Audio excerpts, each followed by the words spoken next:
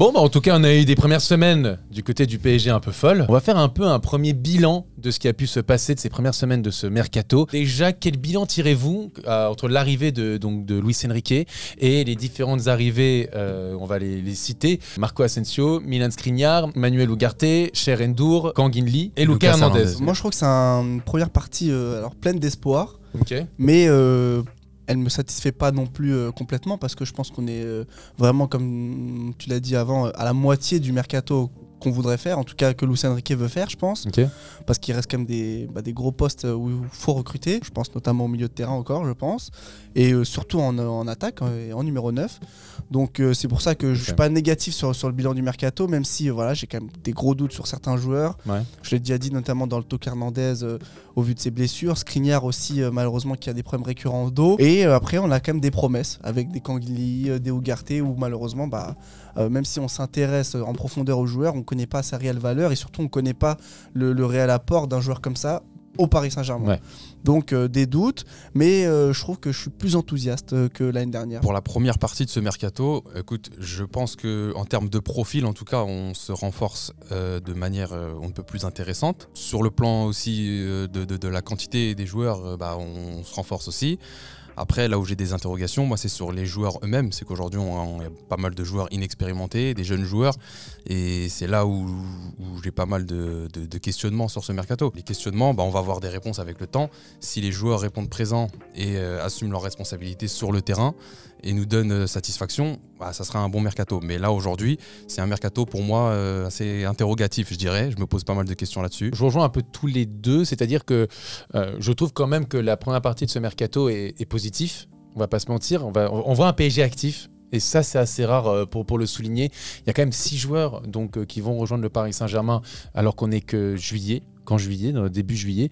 Donc pour le coup, c'est quand même, je trouve, positif là-dessus. Ça veut dire que le PSG se bouge. Derrière, tu vas chercher Luis Enrique et ça, c'est quand même un profil qui est intéressant. Je vous invite à aller voir justement tous nos talks où on a parlé de Luis Enrique. On est assez séduit par la piste Luis Enrique et la plupart d'entre nous. Je trouve ça positif que le PSG s'active, que le PSG fasse des choses. Le PSG est allé chercher des jeunes joueurs et donc ça marque quand même une nouvelle ère. Quelque chose où on va chercher un renouvellement, un vrai renouvellement. Quand tu vas chercher Kangin Lee qui a 21-22 ans, Manuel Ugarte 21 ans, Cher N'Dour qui a 18 ans. Et ça, c'est positif. Je suis extrêmement positif sur la défense.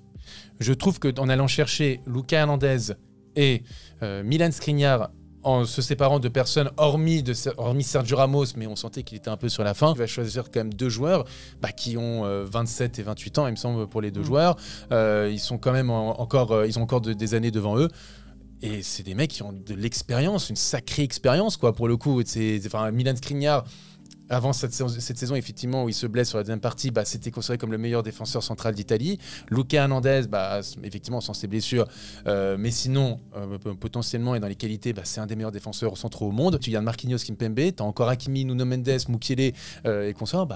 Moi, je trouve que vraiment le PSG a fait un très bon travail sur sa défense et c'est vraiment renforcé, quoi. Sur la défense, je te rejoins, mais sur le reste, je pourrais pas utiliser le mot positif. Tout à l'heure, je parlais de renforcement sur le plan quantitatif, mais sur le plan qualitatif, moi, j'ai mis encore des gros doutes.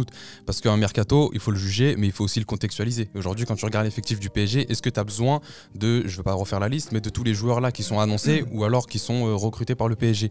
Moi, je ne pense pas. Aussi. Mais c'est aussi des jeunes joueurs inexpérimentés. Et moi, je pense, j'estime, et je le répète, que le PSG a aujourd'hui besoin d'assurance en fait, dans son mercato. Il faut avoir des profils d'assurance, des gens expérimentés, des joueurs expérimentés. Et après, on aurait pu aller chercher ces jeunes joueurs qu'on cite depuis tout à l'heure. Mais là, aujourd'hui, notre mercato, il est basé sur ça. Et c'est pour ça que j'ai mis des doutes. Donc, je pourrais pas utiliser le mot positif, je vais pas aller non plus à te dire que je suis négatif parce que je les ai pas encore vus jouer, mais pour moi aujourd'hui le mercato du PSG c'est gros point d'interrogation. Mais sur la défense je vous rejoins totalement. Les principales faiblesses quand même du PSG depuis ces dernières années, c'est qu'en défense on fait plus peur. Aujourd'hui tu l'as vu en Ligue 1 toute l'année, toutes les équipes ont réussi à contrer notre défense. Ils ont tous réussi à nous mettre en difficulté, mais toutes les équipes de Ligue 1 et en Ligue des Champions nous ont mis en difficulté. Marquinhos malheureusement je l'aime bien, mais c'est un leader d'aucune équipe dans laquelle il a joué. En sélection c'est pas le leader de la sélection, c'est pas lui, c'est Thiago Silva. En défense au PSG malheureusement c'était lui par défaut, mais quand c'est le leader, tu vois bien qu'en défense t'es en difficulté. J'espère qu'avec Skriniar, un mec comme on dit, son sport préféré après le foot c'est l'UFC, c'est le MMA. C'est lui qui le dit. Ouais, c'est lui qui le dit. Donc tu vois. Et puis surtout ça amène un côté rugueux, même avec Lucas Hernandez. c'est des mecs quand même qui sont assez rugueux sur un moi, terrain. je trouve qu'en plus, moi j'aime bien. Ils se complètent super bien. Ouais, c'est ça. On va dire, allez, on grossit les traits. L'intelligent Lucas Hernandez, couplé au musculeux et fort Skriniar. Non, mais je grossis les traits, on va dire. Oui, là c'est grossi. Mais oui, mais bon, si tu veux caractériser un peu les joueurs, Lucas Hernandez, il est plus fin techniquement que Skriniar. En soi, effectivement, il est peut-être plus fin techniquement, mais après, quand même, il a une certaine intelligence de jeu quand même du côté de Milan Skriniar. Évidemment, mais encore une fois, je grossis les traits volontairement, et c'est surtout pour dire qu'ils sont, je pense, plus complémentaires entre eux qu'avec un Marquinhos en charnière centrale. C'est surtout ça que je veux dire. Ouais, surtout que la défense était vraiment pointée du doigt la saison dernière. Là où nous on pointait du doigt le recrutement en défense, on nous avait dit Bichabou là, pas forcément besoin de se renforcer. En cours de saison, c'était Luis Campos et Galtier qui le disaient. Et aujourd'hui, voilà, on remarque quand même qu'il y a un bon renfort en défense. Deux bons renforts en défense. Est-ce que justement, avec l'arrivée de Skriniar et Lucas Hernandez, est-ce que ça donnerait pas peut-être des idées à Luis Enrique de pourquoi pas replacer Marquinhos au milieu de terrain comme on l'avait vu avec Thomas Tuchel et derrière avoir une défense Skriniar, Lucas Hernandez, et comme tu as dit tout à l'heure, c'est une défense centrale qui est assez complémentaire, mais pour moi et même dans les commentaires, à savoir est-ce que vous êtes d'accord avec ça ou pas, pour moi la meilleure défense du PSG sous QSI, ça a été Kimpembe, Thiago Silva, Marquinhos devant. Je sais pas ce que vous en pensent les viewers. Moi, en tout cas, c'était ça. Il y en a qui aiment dire Alex et tout. N'hésitez pas à dire dans les commentaires. Moi, je suis 100% d'accord avec toi. Je trouve que intrinsèquement parlant, Skriniar et Hernandez, c'est des meilleurs joueurs que Marquinhos. Je pense que dans le leadership et pour gérer une défense, ils sont meilleurs que Marquinhos.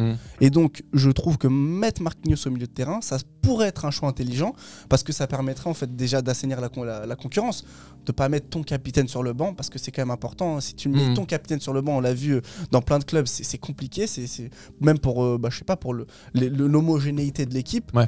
C'est mieux si ton capitaine est sur le terrain. Reste à savoir si il voudra bien délocaliser son poste. Ah, bien parce sûr. Que bon, après, c'est pour l'ego. Hein, oui, mais pour l'ego, c'est quand même important quand tu joues à ton poste. Quand tu joues pas à ton poste, ça veut dire qu'il y a meilleur justement à ton poste. Et quand tu es le capitaine, est-ce que tu fais ce genre de concession? J'espère que oui, quand tu es intelligent, tu le fais, mais bon, quand tu as un peu d'ego, tu peux ne pas le faire. Mais surtout, est-ce qu'ils auront les capacités de jeu toute la saison sans être blessés?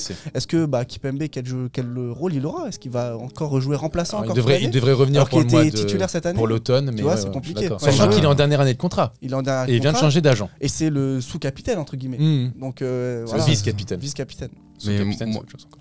Oui, et c'est parce que sous-capitaine, c'est vrai, il est vice-capitaine, t'as raison. Non, moi je te rejoins sur la question d'ego concernant Marquinhos, mais je pense que voilà, Luis Hernandez, pourquoi pas un retour de Luis au milieu, ça nous ferait du bien, tu me diras. Mais du coup, Patrice Loco là, putain. C'est qui ça? Je te rejoins sur la question d'ego, moi concernant Marquinhos, je pense que Luis Enrique va pas forcément faire dans les sentiments, mais voilà, s'il faut le sacrifier entre guillemets, en tout cas lui enlever sa place en défense pour le faire monter d'un cran et que ça bénéficie au collectif, je pense que Luis Enrique n'hésitera pas à le faire. Après sur Skriniar, moi sur le niveau etc, j'ai peu de doutes, voilà, on sait à peu près tout ce qu'il vaut, il n'y a pas de problème, mais là il va passer sur une défense à 4. Normalement, il y a des questions à se poser, tu vois. Sur une défense à 4, t'es un peu plus exposé. Dans une défense à 3, t'es un peu plus protégé. Sauf si Marquinhos, c'est justement comme ce qui se passait sous Tuchel, c'est-à-dire que Marquinhos, il pourrait redescendre effectivement en phase défensive. Voilà. Et donc, tu vois, après, c'est à voir en fonction de des mouvements tactiques, il y en aura. Mais globalement, dans une défense à 3, quand t'es dans les 3 axiaux, t'es un peu plus protégé. Sachant parce que t'as les milieux de terrain, avec une défense à 3 aussi, au Barça. Ouais, totalement. Donc, il n'est pas inconnu de ça. Voilà. Mais dans l'idée, à chaque fois qu'on débat sur Luis Enrique aujourd'hui au PSG, on part sur un 4-3-3. Et si tu mets une charnière avec Skriniar et Hernandez y connaît, Skriniar un peu moins, même s'il le fait en sélection, on le sait, mais un peu moins tout au long d'une saison. C'est différent pour moi et j'ai hâte de le voir. Et là où je suis aussi d'accord avec toi, Mehdi, et ça arrive malheureusement, c'est que ça t'arrive de comprendre le football, malheureusement. Non, mais comme vous pouvez le voir, le groupe vit bien là. C'est une superbe ambiance. Non, mais si t'as Marquinhos en 6, donc t'évolues tu l'as dit, dans une défense à 4, donc Skriniar et Hernandez en centrale, t'aurais des latéraux très offensifs quand même, Nuno Mendes et Hakimi, qui quand même sont meilleurs au poste de piston, faut pas se le cacher. Et si tu avais Marquinhos en numéro 6 qui pourrait redescendre au poste en charnière centrale, ça pourrait couvrir un peu les espaces laissés par les latéraux qui vont beaucoup monter.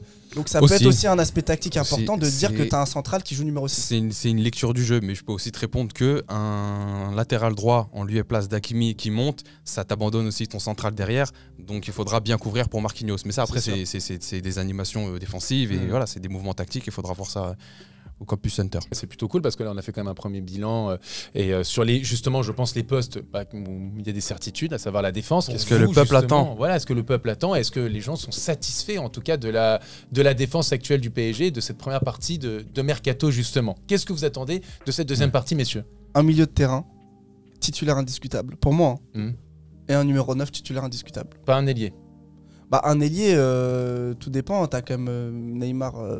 T'as Neymar. T'as Neymar et Mbappé, entre guillemets, qui normalement devraient occuper ces postes-là. Moi, j'attends quand même un milieu de terrain quand même pour épauler Marco Verratti, parce que même si on met 60 millions sur Ugarte, c'est des doutes, c'est un pari, tu sais pas. Il y a Gabri Vega qui revient quand même, le nom de Gabri Vega. Oui, mais c'est on a déjà fait un talk en plus. C'est un peu le même profil que Ugarte. Alors pas dans le jeu, hein, mais dans le pari que tu fais. C'est-à-dire que c'est un jeune joueur sur lequel tu vas mettre beaucoup d'argent sans savoir réellement quelles sont ses références au niveau international.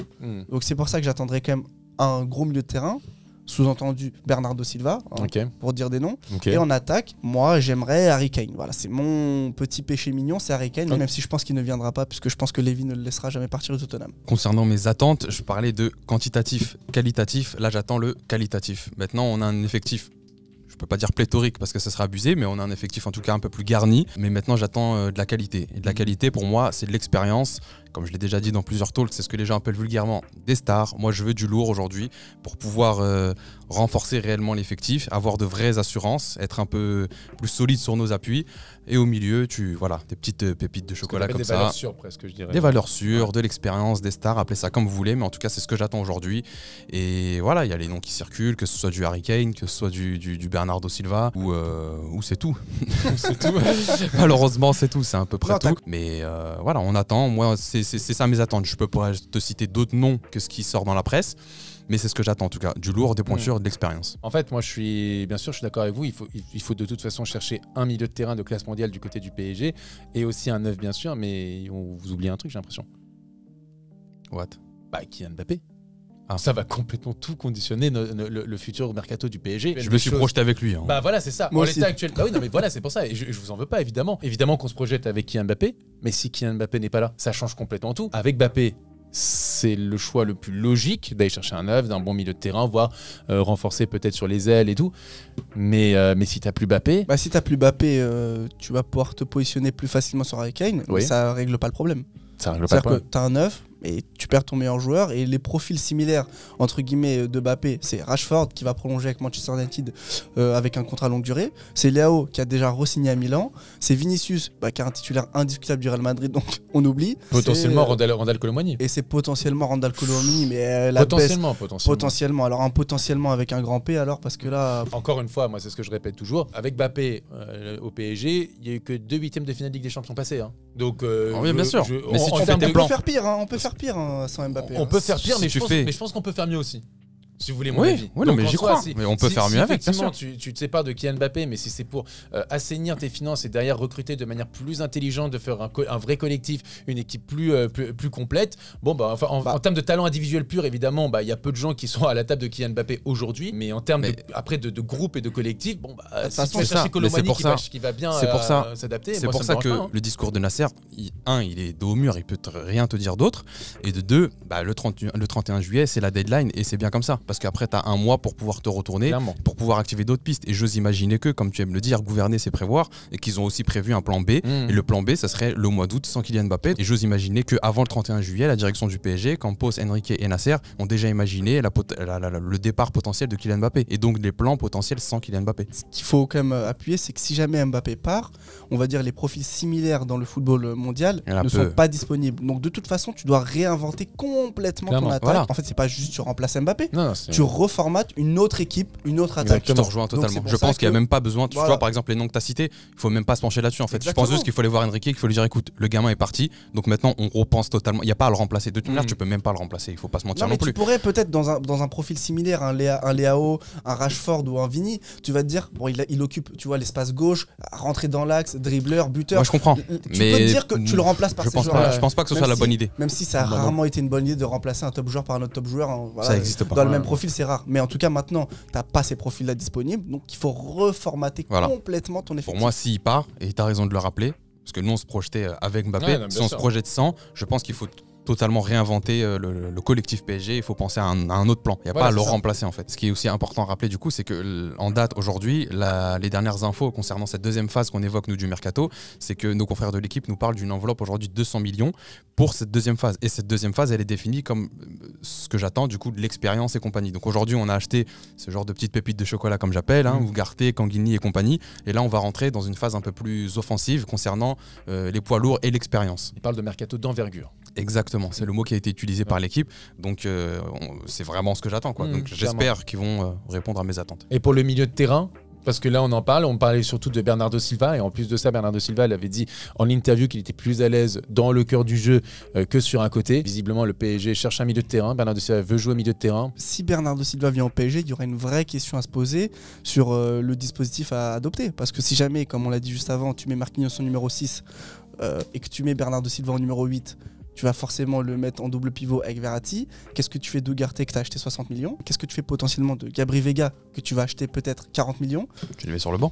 Ça fait 100 millions sur le banc, c'est énorme. Qu'est-ce que tu fais de Vitinha que tu as acheté 40 millions? Qu'est-ce que tu fais de Fabian Ruiz que tu as signé 5 ans? Qu'est-ce que tu fais de Carlos Soler que tu as signé 5 ans? Qu'est-ce que tu fais des retours de la concurrence?